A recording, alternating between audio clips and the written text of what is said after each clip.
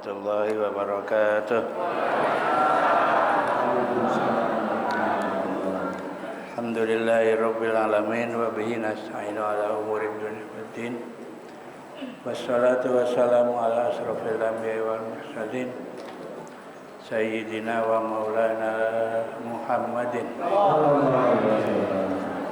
wa ala alihi wa sahbihi ajma'in, amma ba'd.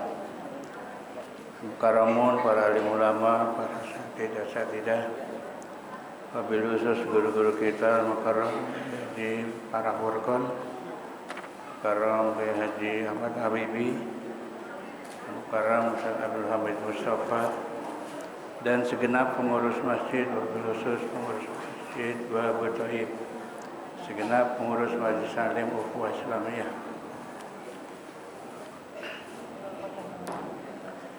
Bapak Ibu yang saya hormati, alhamdulillah, mari sama-sama kita panjatkan puji syukur kehadirat Allah Subhanahu wa taala. Pada pagi hari ini kembali kita bisa hadir dalam rangka taklim rutin yang biasa dilaksanakan setiap hari pagi.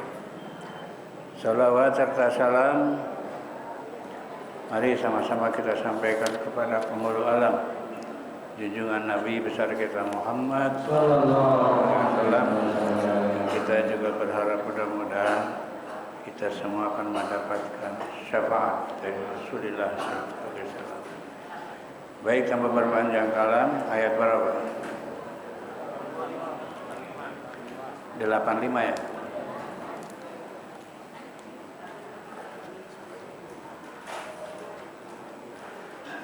Bismillahirrahmanirrahim.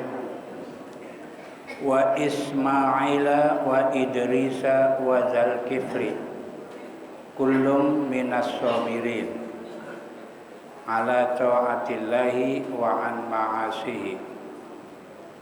Wadhkur, dan ingatlah terhadap cerita Nabi Ismail. Nabi Ismail adalah putra dari Nabi Ibrahim alaihissalam dari ibu yang namanya Siti Hajar. Kalau Ishak putra dari Nabi Ibrahim dari ibu yang namanya Siti Saroh. Jadi antara Nabi Ismail dengan Nabi Ishak itu adalah bersaudara, ya, kakak adik, cuma lain ibu. Bapaknya adalah Nabi Ibrahim alaihissalam. Ingatlah terhadap Nabi Ismail wa Idrisa, dan Nabi Idris. Nabi Idris ini yang diberikan oleh Allah orang yang pertama kali menulis, ya, diajari nulis. Tidak ada ceritanya kemarin. Wa Zalkifli, dan cerita Nabi Dzulkifli. Kullum minas sabirin, semuanya itu Nabi Ismail, Nabi Idris, Nabi Dzulkifli itu termasuk orang-orang yang sabar. Jadi Nabi Ismail, Nabi Idris, Nabi Dzulkifli ini tergolong orang yang sabar, ya. Apa itu sabar, Pak? Pengertian sabar apa? Bapak Ibu kan suka berdebat, ya? Yang sabar. Apa artinya? Gimana? Sabar itu adalah habsun nafsi ala ma tastahi. Yang disebut sabar itu orang yang bisa menahan diri dari keinginan hawa nafsunya. Jadi orang yang bisa menekan hawa nafsu itu namanya orang, bukan orang diem, ya. Beda, ya. Belum tentu orang diem sabar, belum tentu. Jadi yang namanya sabar itu orang yang bisa mengendalikan hawa nafsu. Maka kata Imam Ghazali, sabar itu ada 4. Ya, sabar ini ada satu. Di sini juga ada nih. Sabar an taatillah. Orang sabar atas taat kepada Allah. Jadi ketika kita taat kepada Allah dibutuhkan sabar. Contoh, sholat itu kan taat sama Allah, butuh sabar. Kenapa? Karena hawa nafsu menginginkan sholat itu harusnya cepat. Itu yang bilang siapa? Nafsu. Kata hawa nafsu, kata setan, udah buru-buru ya. Sholat jangan lama-lama, cepat aja. Kalau orang yang tidak bisa mengendalikan maunya cepat, itu berarti nggak sabar itu. Ya. Kalau orang yang sabar berarti ditekan ya. Hawa nafsunya ditekan. Tuh, jadi kata Imam Ghazali, satu sabar anit ta'ah ya, atas taat kepada. Yang kedua sabar an ma'asihi. Oh ya, sabar terhadap maksiat tuh. Jadi kenapa? Karena hawa nafsu maunya maksiat. Tuh, ya kan? Jadi kalau orang yang tidak bisa mengendalikan nafsunya untuk berbuat maksiat berarti enggak sabar. Tuh. Karena nafsu maunya apa? Maunya maksiat. Jadi berarti kalau diturutin sabar enggak? Enggak. Terus yang ketiga kata Imam Ghazali, sabar dari musibah. Orang kalau kena musibah maunya apa? Orang kena musibah maunya apa? Ngomel. Ya kan? Sama siapa? Sama Allah. Iya, kenapa sih begini ngomel kan? Nah, kalau orang sabar enggak ya. Dia terima musibah yang datang dari Allah.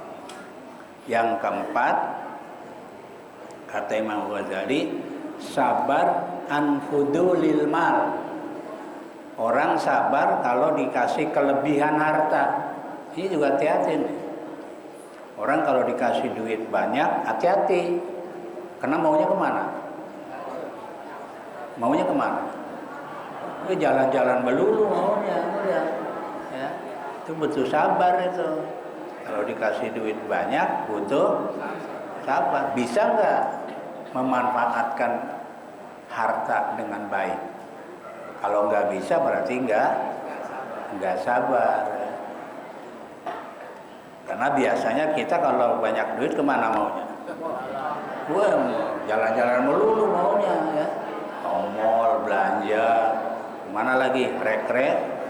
Rekreasi, taklim. Wah, ntar dulu. Itu berarti nggak sabar. Ya. Makanya di sini disebutin nih, ya, minas sabirin. Nih nabi-nabi yang tadi disebutin orang yang sabar. Sabar atas taat kepada Allah, sabar dari maksiat. Wa adkhalnahum fi rahmatina, dan kami masukkan mereka, tuh yang tadi tuh ya. Siapa? Ismail, Idris dan Zulkifli. Dan kami masukkan mereka di dalam rahmat kami. Ya, minan nubuwati, dari kenabi. Artinya Nabi Ismail, Idris, Zulkifli ini termasuk nabi. Innahum minas sholihin, sesungguhnya mereka termasuk orang-orang soleh. Laha, bagi rahmat kami. Ya. Soleh ini artinya orang baik. Ya. Namanya soleh. Lawannya soleh, toleh. Awas. Jangan dikasih anak, jangan kasih nama toleh ya. Toleh itu lawannya soleh. Ya. Jangan mentang-mentang bahasa Arab ya. Kasih nama, siapa namanya? Muhammad Toleh. Jelek itu. Ya. Karena lawannya toleh itu apa? Soleh itu tol. Jadi kalau soleh baik, kalau toleh jelek. Jangan lihat bahasa Arabnya, jangan ya. Karena maknanya beda ya. Kadang-kadang nah itu kan dari bahasa Arab ya, walaupun bahasa Arab kalau jelek jangan. Bahkan kalau dari Al-Quran kalau jelek juga jangan. Nama dari Quran tapi maknanya jelek ya jangan kayak ada cerita seorang kakek nungguin cucunya lahir karena dia orang soleh baca Quran, nungguin cucunya lah dari surat Wadduha terus turun. Ditanya udah lahir belum? Wadduha selesai belum? Alam Nasra selesai, lahir belum? Pas sampai surat Lam Yakunil. Lam Yakunil kan di sana ada ayat tuh. Syarrul bariyah. Ada enggak? Innal ladzina kafaru min ahlil kitabi wal musyrikina apa? Fi nari jahannam kan khalidina fiha ulaika hum syarrul bariyah. Pas ayat syarrul bariyah cucunya lahir, kebetulan perempuan, dicoret di Quran garis ini namanya syarrul bariyah. Bagus dari Al-Quran ya. Bagus dari Quran kok. Udah proses kelahiran selesai, pas ngasih nama diundang ya, tetangga, ustadz, kiai diundang mau dikasih nama. Ustadznya nanya, ini siapa nih namanya?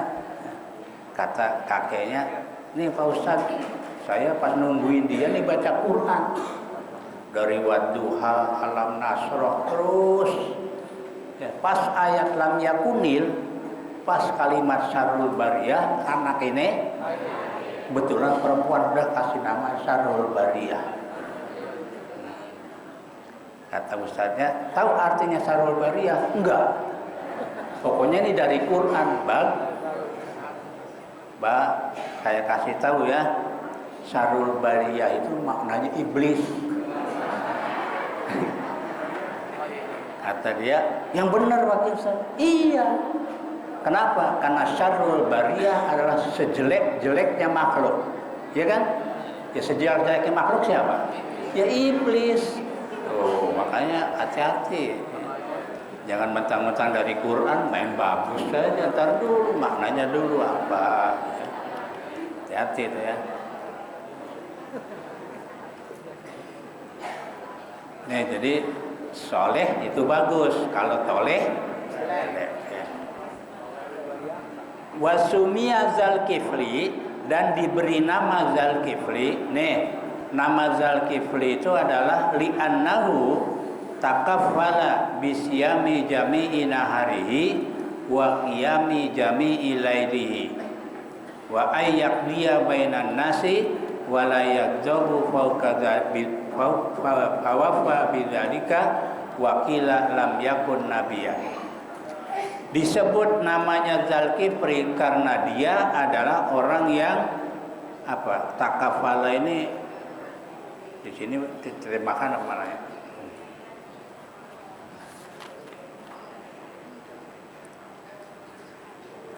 Menyanggupi ya, atau melaksanakan ya.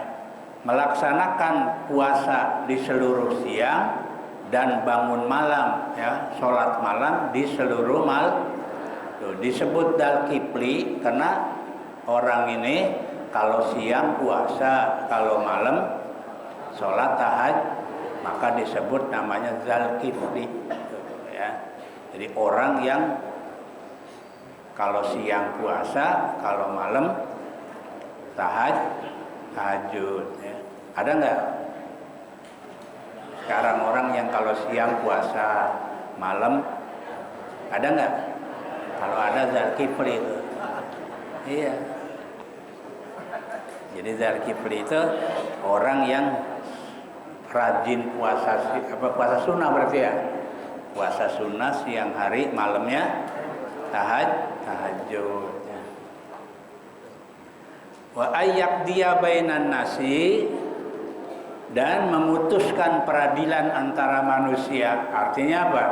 Dia suka memutuskan pengadilan, ya. Jadi orang yang sangat bijak, ya. Jadi memutuskan peradilan di antara orang-orang, ya. Terus walam yaghdab, dan tidak pernah marah. Tuh, ya. Maka disebut dal kifli, ya. Jadi bukan saja siangnya puasa, malamnya tahajud, tapi ada tambahan yang lain. Dia suka memutuskan berarti ini orang hebat ini. Dan juga nggak pernah marah. Sanggup. Nah, kalau sanggup itu namanya Dzulkifli. Ya. Yang susah ini wala yaghdabnya, ini yang susah ini. Iya. Nggak suka marah, ya. Fawafa bidzalika, dan dia melaksanakan itu. Tuh, jadi dilaksanakan itu. Wakila, dan satu riwayat lam yakun nabiyan. Dzulkifli ini bukan nabi, jadi orang biasa. Oh, ya, jadi ada dua pendapat, ya. Ada yang mengatakan nabi, ada yang mengatakan bukan nabi, ya. Kalau bukan nabi, ya kayak semacam siapa? Luqmanul Hakim, ya. Di Quran ada kan surat itu kan bukan nabi, dia orang biasa. Ini sama nih Dzulkifli ini. Tahu Dzulkifli, ya? Dia adalah, ada yang mengatakan nabi, ada yang mengatakan bukan, ya. Dia hanya orang soleh.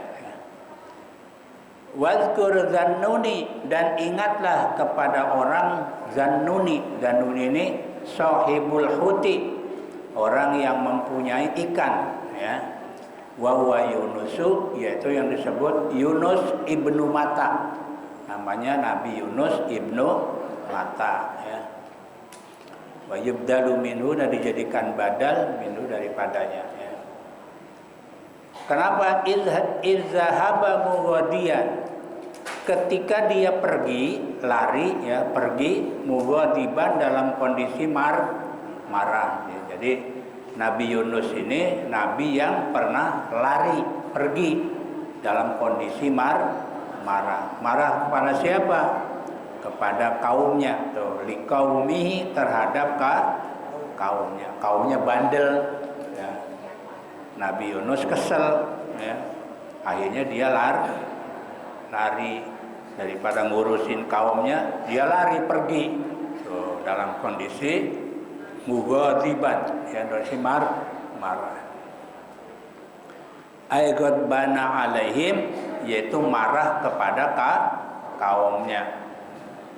Mimma qasa minhum, dari apa artinya? Qasa ini keras hati.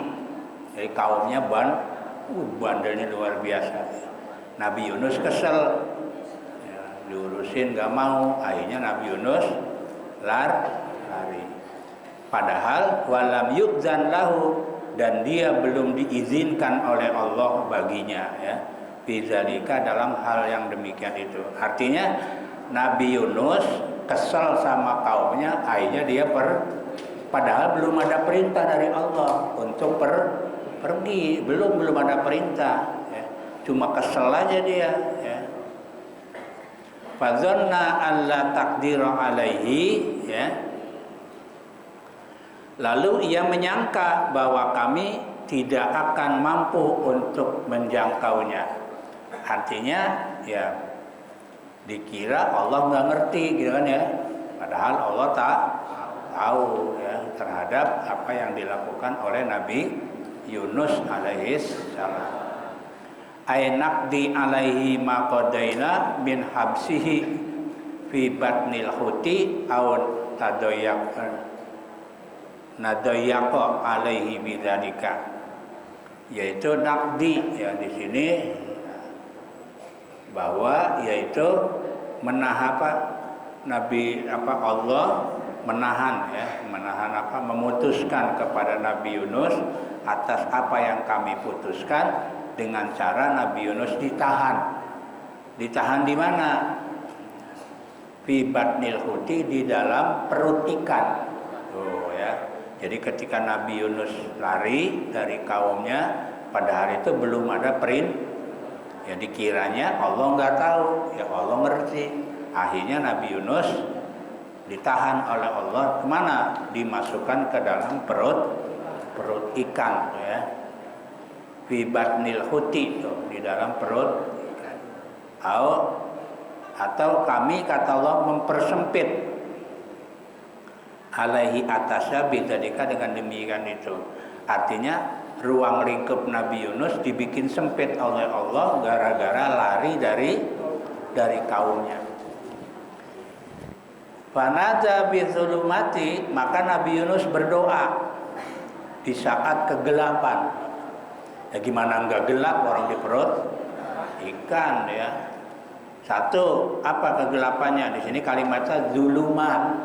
Ya, jadi beberapa kegelapan jamak. Satu, zulmatil lail, satu gelapnya malam. Kedua, zulmatil bahri, gelapnya laut. Yang ketiga, zulmati batnil huti, gelapnya perut ikan. Coba bayangkan, ya, 3 kegelapan, udah malam, laut. Coba siapa yang kuat di dalam laut? Kan gelap kan? Udah di dalam laut, di perut ikan. Kayak apa perut ikan ya, Bang? Masuk perut ikan, gelap nggak? 3 kegelapan, gelapnya malam, gelapnya laut, gelapnya perut ikan. Makanya fanada fi zulumati, maka ia berdoa di dalam kegelapan, ya. Kalimatnya zulumat, ya, bukan zulmatun, bukan. Ini zulumat berarti jamak, ya, artinya ada berbagai macam kegelapan, ya.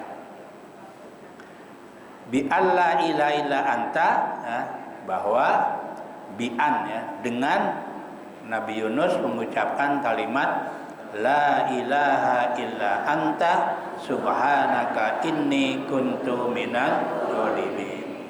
Tidak ada Tuhan kecuali Engkau, Maha suci Engkau, sesungguhnya aku termasuk orang-orang yang ini termasuk doa Nabi Yunus, ya. Fi zihabi, ya, min baini qaumi bila iznin, ya. Apa kezalimannya? Di dalam larinya aku di antara kaumku tanpa izin. Kezaliman Nabi Yunus adalah lari dari kaum tanpa seizin Allah. Itu termasuk zalim, ya. Ini doa Nabi Yunus nih. Jadi kalau ada kesulitan, perbanyaklah doa la ilaha illa anta subhanaka inni kuntu minadz dzalimin. Fastajabna lahu, maka kami ijabah doa Nabi Yunus. Wa najjainahu, dan kami selamatkan Nabi Yunus minal ghammi, dari apa? Dari kesusahan, ya.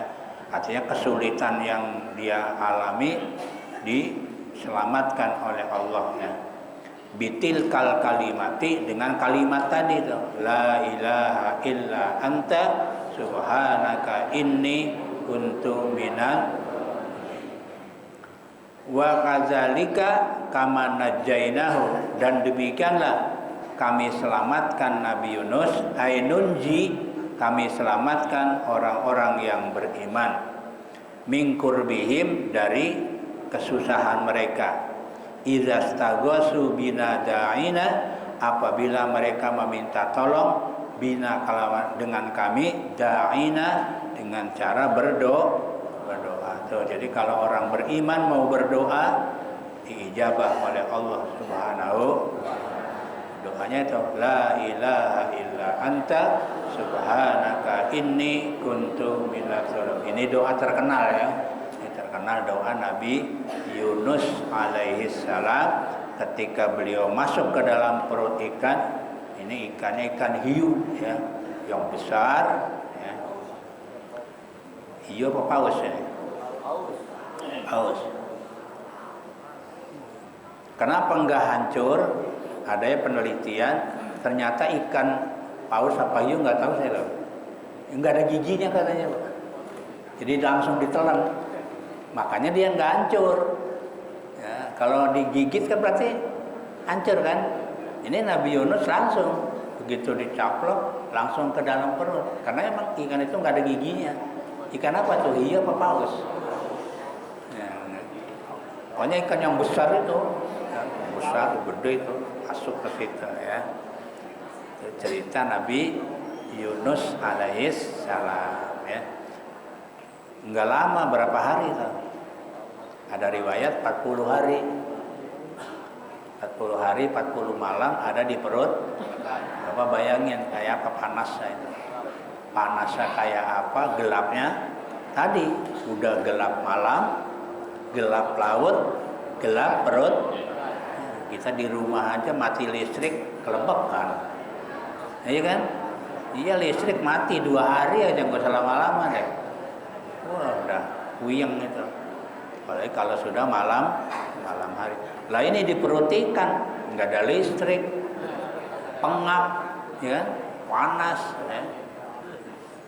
Berapa? 40 hari lagi. Wah, udah. Tapi dengan pertolongan Allah, ia selamat ya keluar dari perut ikan ya. Nanti berikutnya itu wazkur Zakaria, ingatlah cerita Nabi Zakaria alaihis salam. Zakaria punya anak nanti Yahya ya. Demikian Bapak dan Ibu sekalian yang kami sampaikan. Kurang lebihnya mohon maaf. Assalamualaikum warahmatullahi wabarakatuh.